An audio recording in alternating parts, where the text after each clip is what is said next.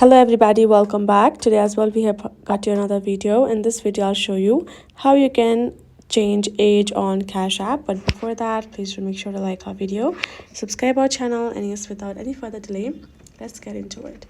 So if in case you have added the wrong age, now you would like to change, so for that go ahead, open your Cash App first, make sure you're signed in, and now tap on this profile icon on top right corner. Then from this section, simply go ahead, scroll on and tap on this option of support. And now from this section, you can simply go ahead, choose this option of chat given in the bottom section. And now simply go ahead, chat with the Cash App support available. So you can simply write down the concern of yours that you would like to change your age because it is wrongly added. And once you have provided, they will let you know what further you can do to change it.